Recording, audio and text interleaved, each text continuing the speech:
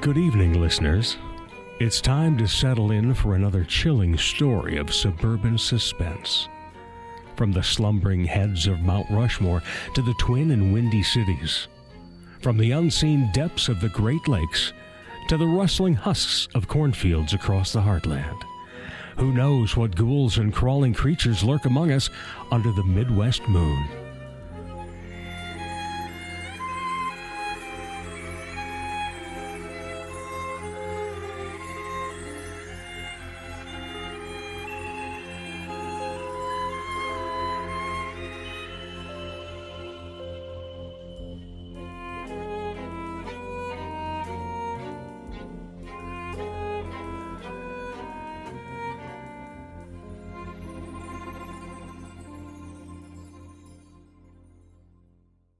You could hear them scream in the dark, the deafening sound of two broods of cicadas emerging together for the first time in over 200 years. The billions of red-eyed bugs didn't hibernate, but writhed under the earth, burrowing tunnels and feeding on sap from tree roots. The ground was alive with the creatures, wingless and waiting. Just above, on the other side of the dirt, kids kept restless inside, were fit to burst, ready to race out into the spring-turned-summer. They itched to roam the softball fields, digging their heels in the dirt and tugging on two tight rollerblades to skate quick streaks down dusky alleys. Be prepared, the news stories cautioned. They warned of females laying eggs in young trees and deafening noise, loudest in the woods and around standing water. 6 weeks of the bugs screaming, mating, and dying. Of trees and bushes laced with exoskeletons. Cicada apocalypse, they called it. You can't keep them from coming, only limit their damage. Residents were encouraged to wrap plants with mesh and save yard work for the early morning and dusk. The city would monitor the infestation, but they had no recourse against the pests. No spray trucks to mist the streets like they did for mosquitoes. All anyone could do was wait out the invasion. Scientists were adamant that the bugs' arrival would be staggered, but scientists were wrong. One warm evening, as everyone in town ventured out, the bugs ventured up, heads and legs sprouting from the ground like mutant crops. On the campus of the college, cicadas rained down fluid from trees and fell full-bodied from the branches, landing on open books and shoulders. A movie in the park brought 200 people out with their coolers and camp chairs. They sat in clumps and huddled in the grass, all blue-lit faces and tucked feet in the itchy blades. Midway through the movie, just as the villain had made himself known, a girl reached her hand into her popcorn bucket and came out with a fistful of buttery bugs. In that same instant, a couple lifted the corner of their picnic blanket to find that bugs had replaced the ground, crowding out any glimpse of grass with their black bodies. In seconds, the bugs overtook the movie screen, covering it like netting and distorting the picture, forming strange new images with their moving bodies. A giant, cursed Rorschach.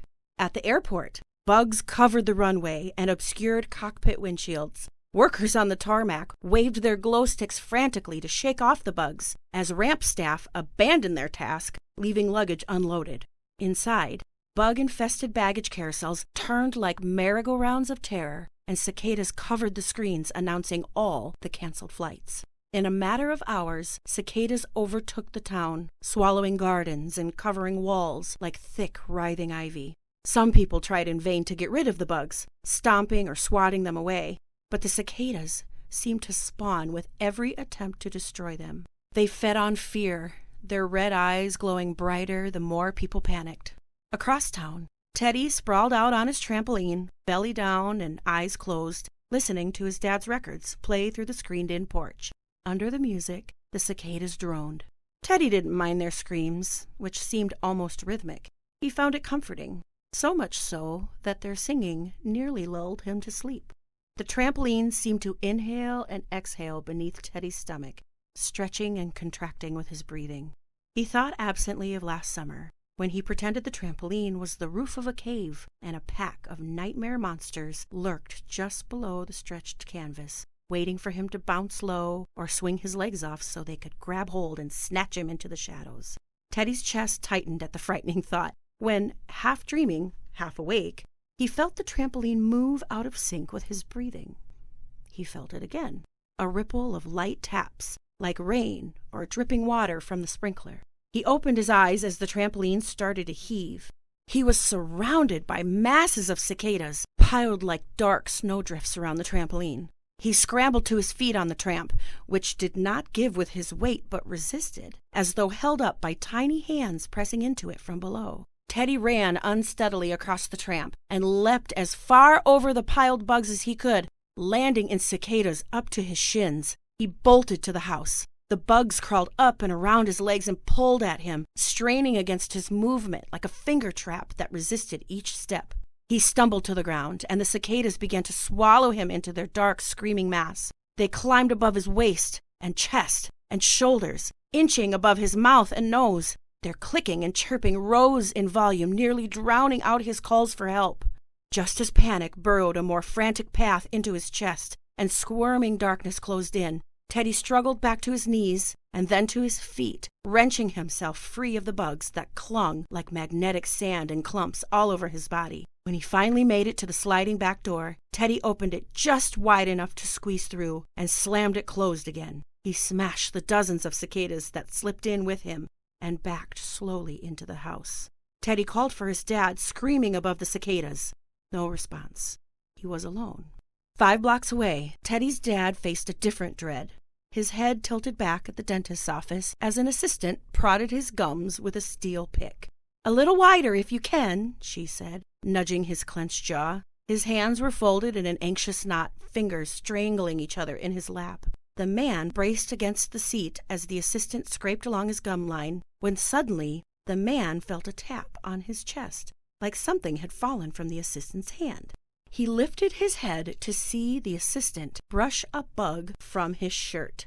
"Sorry about that. The cost of a nature view," she waved toward the trees out the window, unfazed. The assistant pulled off her gloves, balled them into the trash, and snapped on a new pair. She continued her work. With a little force, she was finally able to pry the man's mouth open wide enough to clean his back teeth. As she scraped the scaler along his back molars, a second bug fell, squarely into the man's open mouth. Before he could yell or snap his jaw closed in panic, the ceiling tile directly above him collapsed under the weight of hundreds of cicadas that rained down and filled the room. Staff screamed as the bugs swarmed, crawling over metal trays of sanitized tools and spreading across magazines in the waiting room. Dazed, Teddy's dad staggered towards the front office, still wearing a paper bib around his neck. He pushed through the front door into the humid evening to find the bugs were even worse outside. He watched as a rising tide of cicadas lifted a boat and a pop-up camper that were parked in the street, carrying them down the road like floats in a parade or some strange funeral procession.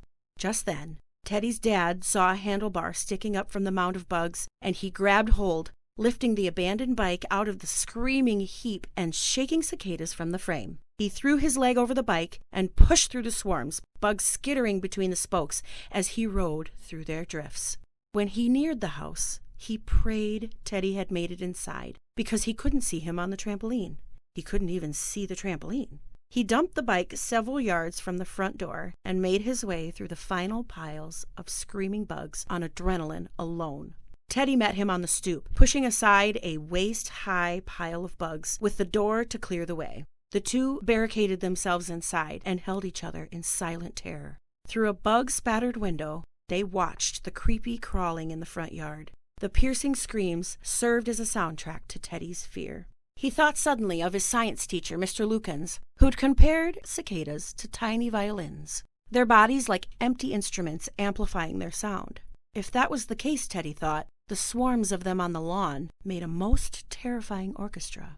Teddy and his dad could do nothing but look on. Before their eyes, scattered piles of cicadas pulsed in unison, twisting and folding into each other until they became a single, giant form hulking over the neighborhood, their screams joining into one keening screech.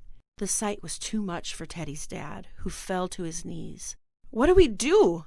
What do we do?" Teddy panicked. Cicadas have a lot of enemies, Teddy remembered from Mr. Lucan's, but the most gruesome was the cicada killer wasp, stinging cicadas to paralyze them before laying eggs on them so their young could feast. Teddy's stomach had turned to see photos of their slow, fungal deaths in class. No sooner had Teddy remembered the lesson than the screaming died.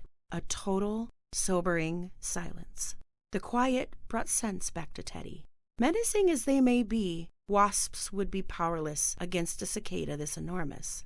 But the barn-sized wasp that just landed in the street might stand a chance.